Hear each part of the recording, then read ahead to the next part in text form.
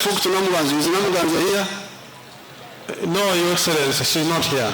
You can see you are dividing yourselves. Yes, sir.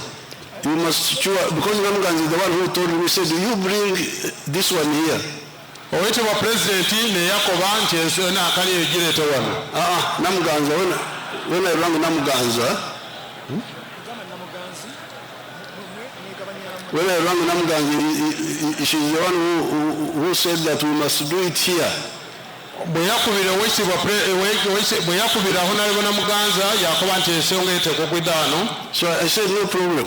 We don't have time to have them everywhere, but we can have in some, and then after election we can have in others also.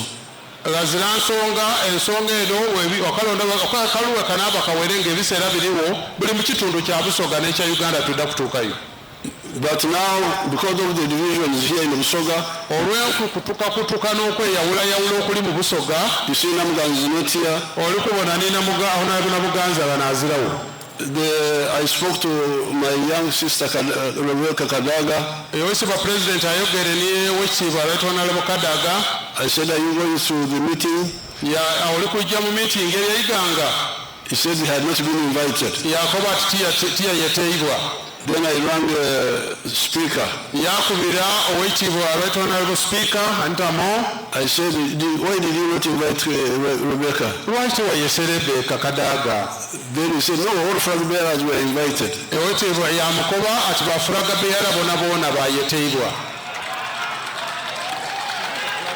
Then, but I think Rebecca was saying, how then I'm always like a mediator, going here, ringing here. I rang Rebecca again. So you were invited as flag bearer. So how did they invite me? On the radio or what?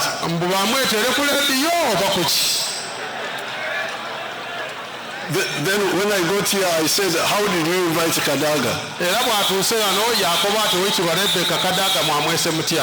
Now the chairman here, tell me what you told me.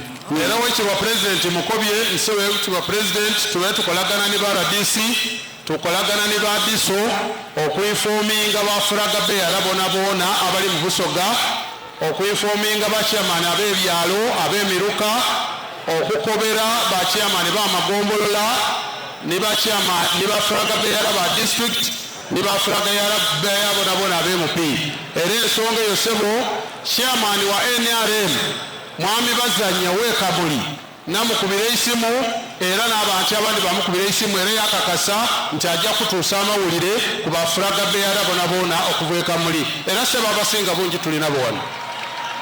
Kale, what I advise you, Oweekitiibwa President alituwa amagezi that the poor people need unity among the leaders. Abantu abaavu benda obwegayifu obuli mu bakulembeze. Because you are delaying their coming out of poverty by not working together. Muli kulwisaawo abantu okusigala nga bali mu bwavu singa mubanga temulikolanira galala. The ones who are suffering are the poor people. Abali kusinga kubonaabona n'abaavu. Because when the rich ones are quarreling, they are in cars, they are in good houses, they can afford to quarrel. Abagayigero abali kuyomba bali mu motoka zaabwe bali mu mayumba era basobola okuyomba aye abaavu bali kubonaabona. Every day you stay in poverty, somebody may even die because of poverty. Omuntu asobola okuva ne munsi muno yafa olw'obwavu. So please, I ask you, mube abetowaze.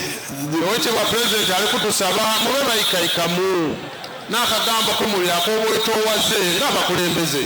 That is humble. Humble is the word I'm looking for. Era sebo nekyo kyoyogera eky'obwetowaze sebo. Yes. If I was not Wetowaze, I would not have managed the Uganda. Oweekitiibwa President singa abaire timu Wetowaze bananga obugalo n'akalulu tiyakasoboire okubanga akatukulembera okutuuka saawa dino. Abanyankole balina amagezi gabogeera. Balina amagezi ag'okuveera. Omunyankole akugamba omunyankole akukuba nti bw'oba ofuluma kuva mu nyumba ku makya bw'oba ofuluma ku munumba kuncho toza amaaso emabega toyiza amaiso inuma bwoyiza amaiso enyuma ogenda kusanga omukyala akola bwaki bwoyiza amaiso inuma odda kwagala omukyala ng'ali ku konkonya mu nkoone kati mu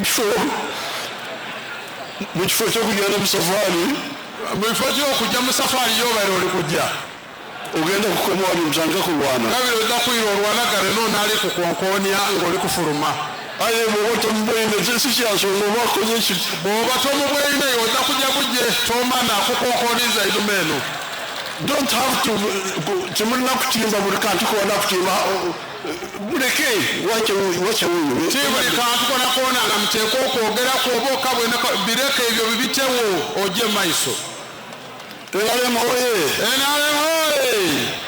omukere w'enkofiira oye omukale w'enkofiira Yoweri Kaguta oye Busoga oye Busoga oye Uganda oye oye East Africa oye East Africa oye baba tukweyanziza